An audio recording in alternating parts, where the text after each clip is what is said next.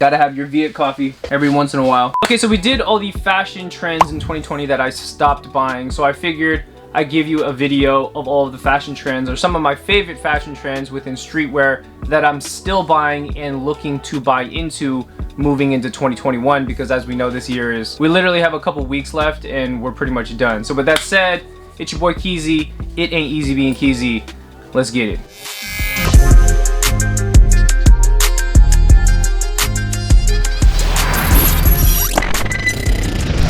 Alright, so the first one I'm going to bring up is going to be the custom MLB and New Era caps that people are doing. Either taking snapbacks and fitteds and putting their own twist and their own design onto Yankees, SF Giants, you know, LA Dodgers, fitted caps and stuff like that. I really like this look, and a good example of this and an honorable mention has got to be someone like Lord Fubu. Shout out to Lord Fubu. I mean, there's a lot of other people also taking this same idea, and I know how this topic is going to go. I'm going to get some comments where people are like, that's not a fashion trend that happened this year. That fashion trend happened like 7-8 years ago, this and that, whoop-de-wop.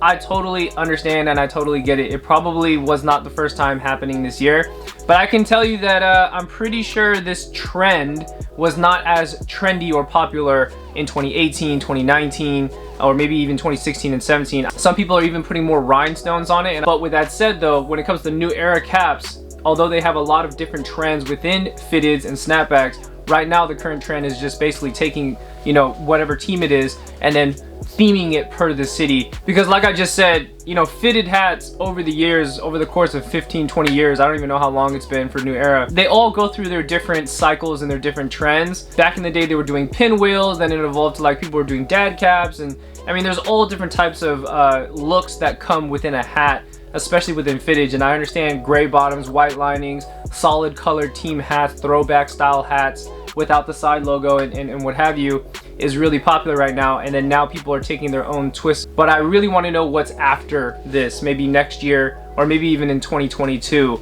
But again, I like the trend and I do kind of want to pick up one for myself, but we'll see what happens.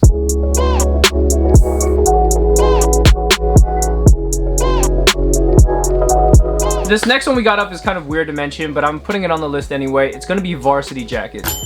I own a couple varsity jackets. I haven't really been wearing them as much, but maybe I should probably put them on a little bit more.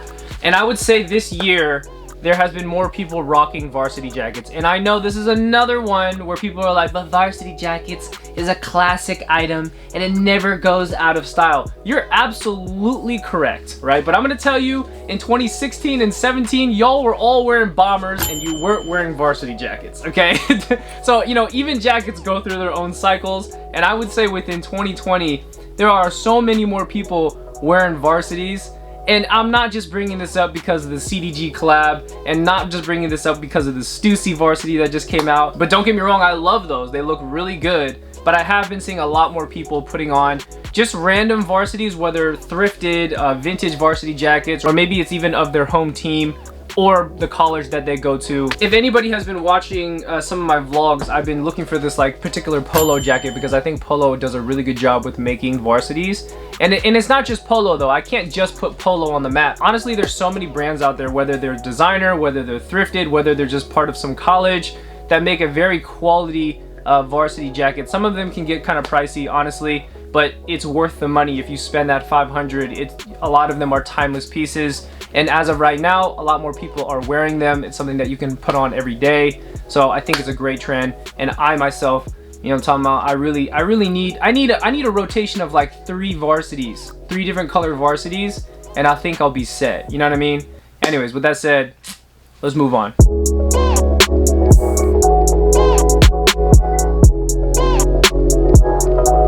Alright, so this next trend that I actually have grown to like, and I didn't think I would like it, and it's popular, man. It's everywhere, okay? It's gonna be neutral gray. But hold on, it's not just the neutral gray Air Jordan 1. Don't get me wrong, I like the neutral gray Jordan 1, but I don't know if I'm gonna buy it when it comes out. I'm still indecisive because I just haven't been buying Jordan 1s, as you probably watched the other video, right? But I think it's the colorway in particular, because the neutral gray is not only specific to the Air Jordan 1. I mean, if you could take it to an Air Force 1, you could take it to a Babesta, and then there's other brands that have kind of taken their own spin, maybe without even knowing that it's considered a neutral gray, where it's just an all-white silhouette. The bottom is going to be gray, a gray swoosh, or whatever company logo that they have on the side is going to be gray as well. And for myself, within 2020, I've been wearing a lot more white sneakers, and I think prior to this year, I used to always wear like black and white sneakers, primarily more black with a little bit of white. But I floated into the direction of wearing a ton of like white Air Force Ones, or just white colored Babestas, the all white pair, the Coke Whites, you know what I mean? So I think the neutral gray colorway just kind of fits right in there, because it's better sometimes if you have an all white AF1 and then on the bottom it's a particular color. So if you're driving or if you're walking, it'll get dirty, but it was already gray to begin with. So it just kind of works out that way.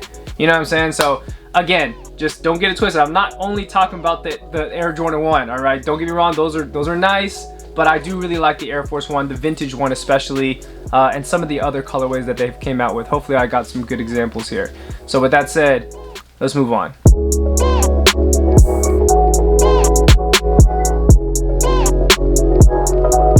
This next one's actually, I think some people might be like, are you serious? And that's going to be dad shoes.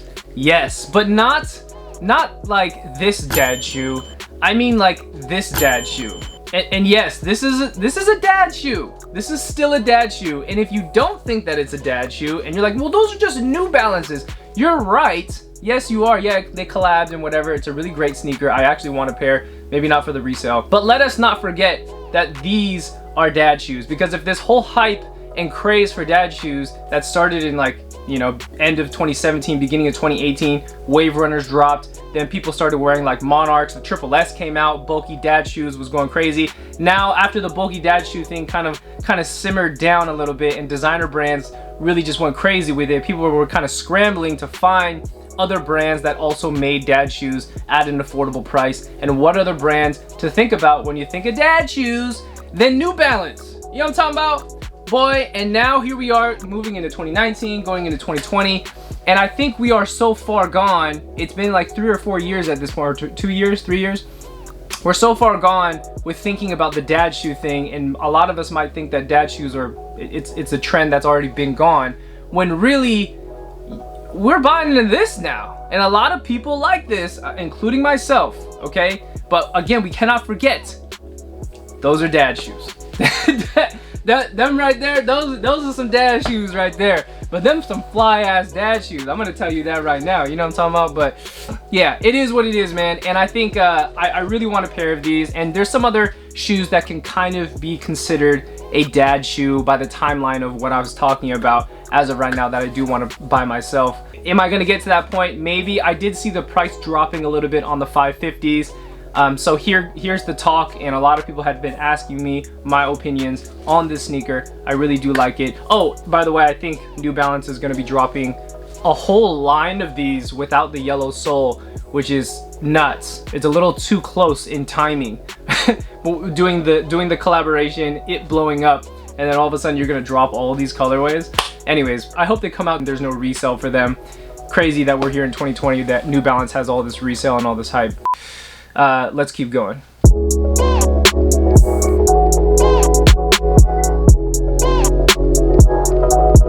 So I almost put on the list boxy tees, but I talked to Derek. Shout out to Derek if you're watching this right now. He mentioned that boxy tees was more so 2016, 2017. I mean, it was quite a while ago when the whole Fear of God thing was just going crazy, blowing up, right? Essentials and all that. But where I'm kind of going with this topic is that not necessarily boxy, but cropped items for men. And I mean, cropped items have been around for women for forever. In fact, the girls department really kills it when it comes to cropped items, especially that Prada jacket that you guys got. I love that thing for girls. And there's been some Balenciaga pieces as well. But for men in particular, I think like 2 years ago till now, there's been a slow progression or a better progression, I think that's the words to use there, for guys that have more cropped items to go with it. And even for my t-shirts and for a lot of my jackets, I'm liking the length of them to be a little bit higher than it being so long. I had always worn t-shirts and jackets and, you know, overcoats or whatever that were just always so long, and I had never been used to my items getting more cropped until the whole boxy trend came along. I got really used to that. So maybe the evolution of what I'm buying into is eventually just heading in the direction of just more cropped items, and I just liked the look entirely. And I think the last part I'll say about the cropped item aspect of it, for me anyway, my experience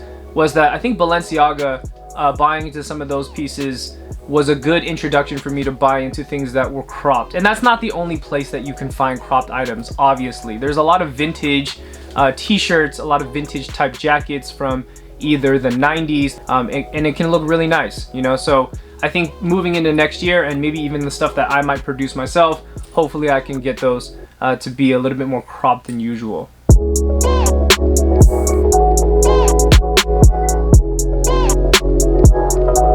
Alright, so next up we got one that's gonna ruffle some feathers. 100%, this is gonna ruffle some feathers, because the next one we got up is Remade Jordans. And honestly, I've talked about this on my channel now. This got to be the 5th or 6th time. I almost dedicated, did I dedicate a whole video? I think I did. Alright, so with that said, even with Bobby 100's words, you know, the Remade Jordan with the Jordan on Alibaba where you can put your logo on it is sneaker of the goddamn year. That's 2020. All right, now, but why I'm bringing this up, and I know the title of this video is like my favorite fashion streetwear trends within 2020. I'm not telling you that this is my absolute favorite, but what I am telling you is that on an entertainment level, okay, hear me out, on an entertainment level, I think that people that remake or bootleg the Jordan 1 is way more entertaining than seeing another Jordan 1 that I don't care about. Like, what is this? Like, what is it? Like, I don't. In fact, this is real. This should be a remade Jordan 1. This should not be coming from Jordan brand. It should not. All right, I mean, just personal opinion. Don't get too riled up. I'm not purposely trying to push your buttons. It is kind of interesting though to see some of the people that get so butthurt over this topic, right? Like, oh my God, you should not buy this and that. Bootlegs are stupid. It's gonna exist regardless of what you think. All right, I'm just gonna say that. But again, it's more entertaining to me to see a sneaker that is very thought out and actually aesthetically looks good and has the nice necessary details to go along with it than just to see another Jordan 1 that I don't need, man. I don't need it. I don't need it, and it's fun to look at. It's entertaining as someone that slightly considers themselves to be a sneakerhead, and especially buying Jordans. I've kind of floated away at this point, but yeah, it's fun to watch. I have a whole album in my iPhone of all of the remade sneakers because every day I find one. It used to be every month, it went to every week, and then it became every day I'm seeing a new one. I don't know, and I don't see anyone wearing them, but I see just a lot of people posting them. It is what it is. Let's keep going. I'm not gonna talk about this anymore.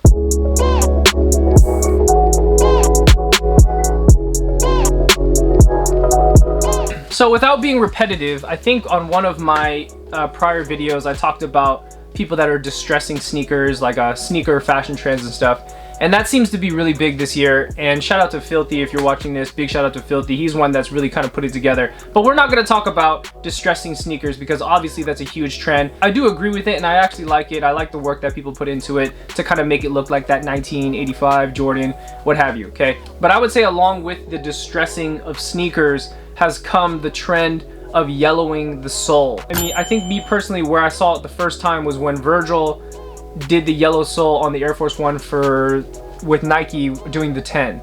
I think there might have been something prior to that off the top of my head, but as far as popularity goes and how many people wanted that shoe, the resale of that shoe, the hype of that sneaker, it dropping at Complex, I think it was Complex, that was kind of like the first time it was kind of put on a pedestal where the yellow sole was such a big deal. And then there's other people that have, you know, played along with it as well. You got people like Jound, and now you have people like New Balance with the 550s doing the yellow sole. And you can even go on Nike by You doing a sail sole. You can literally custom the sneaker, put a sail sole on it, and I still think it looks really nice. The only part about this whole yellow sole trend that I hope doesn't happen is I hope that it doesn't get crazy played out, which it feels like it's heading that direction, but I hope it doesn't get played out because I like, well, first of all, the yellow sole to me looks good, and then second, when you wear the shoe and it has a yellow sole, it's a little bit more difficult for it to get dirty. And I like to wear my like white / sail off-white type colored sneakers where I don't really care too much if it gets dirty, because the whole purpose of the sail sole was that it's like an aged vintage shoe to begin with. Anyways, hopefully it doesn't get too played out moving into next year. I'm still buying into certain sneakers out there right now that have a yellow sole to them. Anyways, let's move on.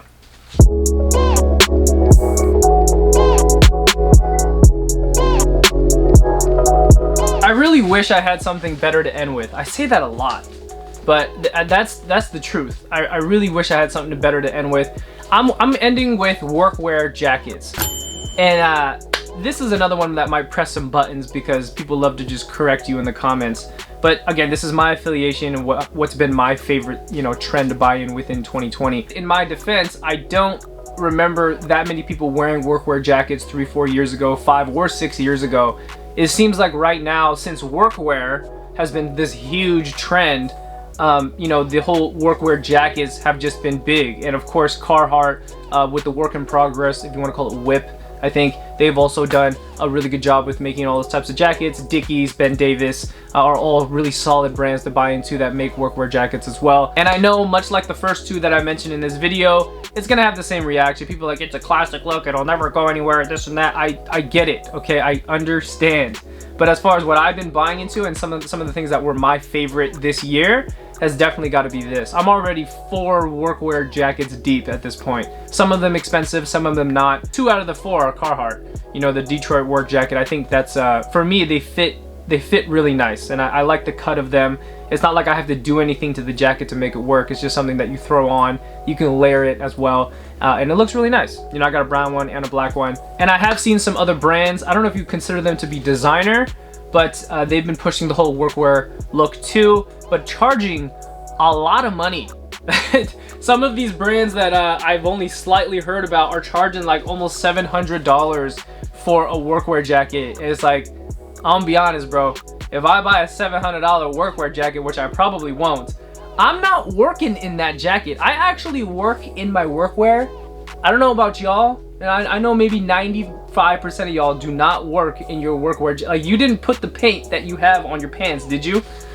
Did you? Nah, I didn't think you did, okay? There's nothing wrong with that. I like the paint splattered stuff, okay? Don't get it twisted. But I actually work in my workwear. So if I buy a $650 workwear jacket, you know what I'm talking about? I'm not working in that. I'm staying my ass at home. I'm not leaving the house. If it's raining, I'm not putting my jacket on. Not for $650.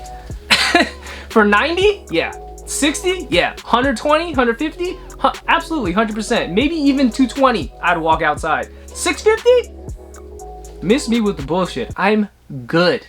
I'm good.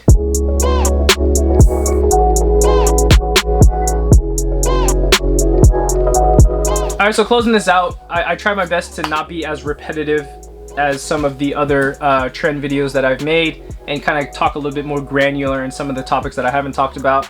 And also yesterday, when I filmed this yesterday, I went on live on Instagram, and I was just kind of wanting to get everyone's feedback, and I asked the question to everybody, like, what's some of the biggest or your most favorite fashion trends this year, right? And the biggest and your favorite.